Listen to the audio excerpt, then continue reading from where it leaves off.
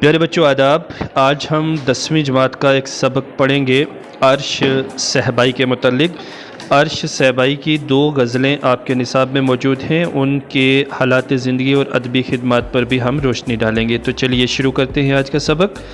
پہلا شعر ہے کہ کون سا وہ زخم دل تھا جو تر و تازہ نہ تھا، زندگی میں اتنے غم تھے جن کا اندازہ نہ تھا۔ اس شعر میں شاعر عرش صحبائی کہتے ہیں کہ مجھے اس زندگی میں اتنے غم ملے ہیں کہ ان کا حساب کرنا مشکل ہے۔ میرا دل ہر ایک غم کا درد ہر گھڑی اور ہر وقت محسوس کرتا ہے۔ یعنی شاعر یہ کہتا ہے کہ میری زندگی میں بے شمار غم ہیں، اتنے غم ہیں میری زندگی میں کہ ان غموں کا کوئی اندازہ ہی نہیں ہے، کوئی شمار ہی نہیں ہے، کوئی حساب ہی نہیں ہے، اور وہ جو غم ہیں وہ سبھی تر و تازہ ہیں، یعنی ہر وقت ان سے خون بہہ رہا ہے۔ گویا شاعر یہ کہہ رہا ہے کہ میرے غم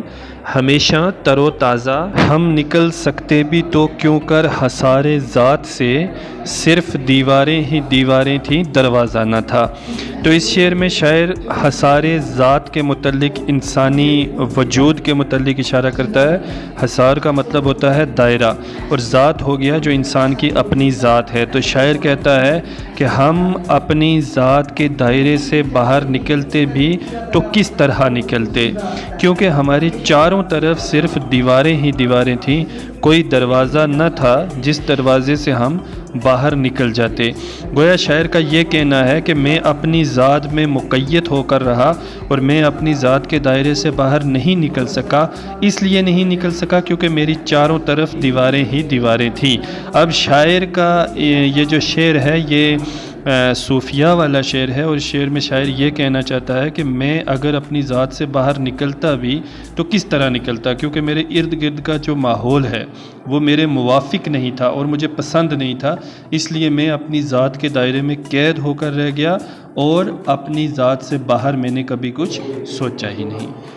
تو اگلا شعر ہے کہ اس کی آنکھوں سے نمایاں تھی محبت کی چمک، اس کے چہرے پہ نئی تہذیب کا غازہ نہ تھا۔ اس شعر میں شاعر فرماتے ہیں کہ میرے محبوب کی آنکھیں ایک خوبصورت گہری جھیل جیسی ہیں، اگر غفلت سے کوئی فریفتہ ہو کر ان جھیل جیسی آنکھوں میں ڈوب جاتا ہے تو وہاں سے واپس لوٹ آ کے کنارے تک پہنچ پانا مشکل ہے۔ یعنی شاعر یہ کہتا ہے کہ میرے محبوب کی آنکھیں جھیل جیسی خوبصورت ہیں، اور ان آنکھوں کا اس میں کوئی قصور نہیں ہے کہ وہ اتنی خوبصورت ہیں۔ اب جو لوگ ان آنکھوں پر فریفتہ ہو گئے، ان پر نثار ہو گئے اور ان کی گہرائی کو جانے بغیر ہی ان میں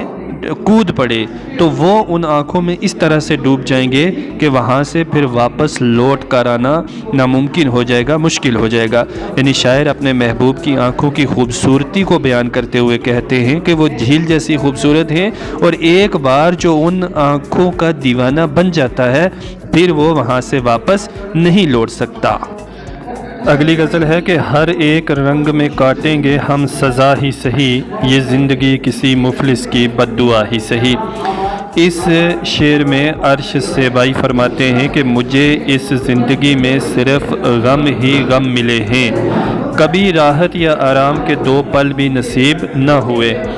جیسے لگتا ہے یہ زندگی میرے جیسے کسی لاچار و مجبور زدہ انسان کی بد دعا ہے۔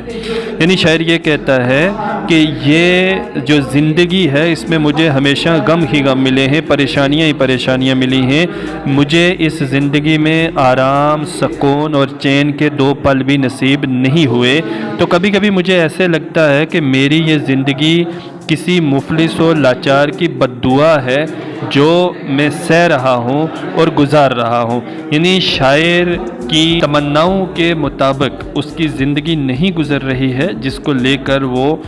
پریشان ہے اور اپنی زندگی کو کسی مفلس کی، کسی غریب کی بد دعا سے تعبیر کرتا ہے۔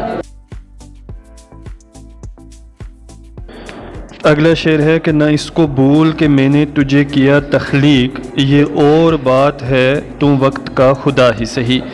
تو یہ شعر عرش صحبائی کی غزل سے لیا گیا ہے۔ اس شعر میں شاعر اللہ تعالیٰ کا وعدہ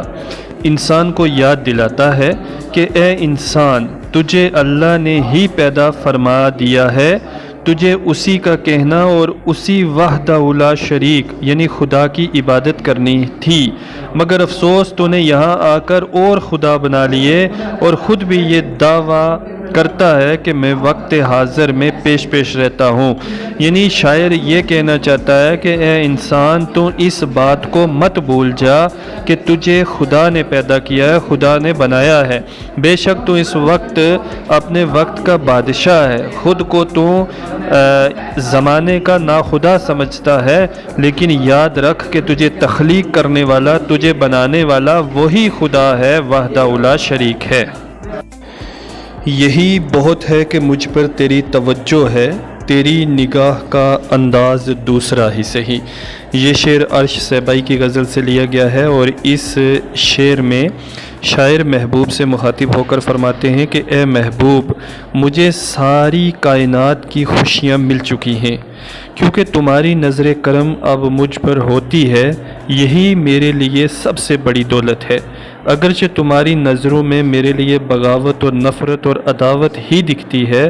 پھر بھی میں اسے اپنے لیے تیرا کرم ہی سمجھتا ہوں۔ یعنی شاعر یہ کہتا ہے کہ اے میرے محبوب، تو مجھ پر توجہ کرتا ہے، میرا خیال کرتا ہے، مجھ پر نظر کرم کرتا ہے،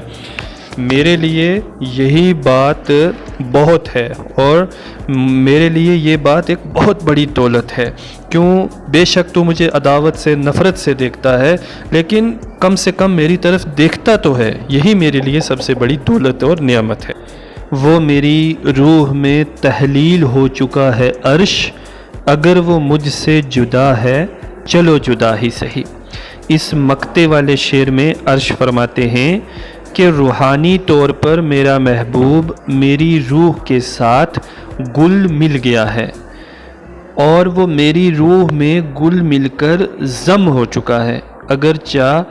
دنیاوی طور پر وہ مجھ سے دور ہی رہتا ہے، لیکن اس سے میرا روحانی رشتہ ہے۔ گویا کہ عرش صہبائی اپنے محبوب سے اپنے روحانی رشتے کا اظہار کرتے ہوئے کہتے ہیں کہ میرا محبوب میری روح کے ساتھ گل مل چکا ہے، ظاہری طور پر، دنیاوی طور پر، جسمانی طور پر وہ مجھ سے دور ہے، لیکن روحانی طور پر وہ میرے ساتھ ہے، گویا اس کی روح میری روح کے ساتھ گل مل گئی ہے۔ تو شاعر یہاں پر اپنے ایک روحانی رشتے کا اظہار کرتا ہے۔ گویا کہ جسمانی رشتہ تو چند دن کا رشتہ ہے، روحانی رشتہ جو ہے وہ ہمیشہ کے لیے رہتا ہے، مرنے کے بعد بھی روح جو ہے وہ ختم نہیں ہوتی ہے۔ تو اسی طرف شاعر اشارہ کرتے ہوئے اپنے محبوب سے اپنے روحانی رشتے کا اظہار کرتا ہے اور کہتا ہے کہ اے میرے محبوب، ظاہری طور پر تو مجھ سے جدا ہے، مجھ سے دور ہے، لیکن حقیقی طور پر یعنی روحانی طور پر تیری روح میری روح کے ساتھ ضم ہو چکی ہے، اور ہمارا روحانی رشتہ ہے جو کبھی ختم نہیں ہوگا۔ تو چلیے اسٹوڈنٹس، یہ تھی وہ دو غزلیں جو عرش صہبائی کی جے کے بوس کی جانب سے 10ویں جماعت کے سلیبس میں ڈالی گئی ہیں، اور ان دونوں غزلوں کو ہم نے ان کی تشریح جو ہے وہ باحوالہ شاعر یہاں پہ کی ہے، اور اسی کے ساتھ یہاں پر یہ عرش صہبائی کا نوٹ بھی دیا جا رہا ہے۔ عرش صہبائی کے حالات زندگی اور ان کی شاعرانہ خصوصیات پر مکمل یہ نوٹ یہاں پر دیا گیا ہے۔ آپ ویڈیو کو پاز کرتے ہوئے ان کی شاعری اور ان کے حالات پر مبنی یہ نوٹ بھی تحریر کر سکتے ہیں۔ تو ڈیئر اسٹوڈنٹس، 10ویں جماعت سے 12ویں جماعت تک جے کے بوس کی اردو کا مکمل سلیبس ہم اس چینل پر آپ کے لیے لے کر آئے ہیں۔ تو آپ سے استدعا ہے کہ آپ اس چینل کو سبسکرائب کرنے کے ساتھ ساتھ اپنے دوسرے ساتھیوں تک بھی یہ ویڈیو پہنچائیں، تاکہ آپ سبھی 10ویں جماعت میں اچھے نمبرات لے کر پاس ہو سکیں۔ بہت جلد اگلا لیسن بھی اسی چینل پر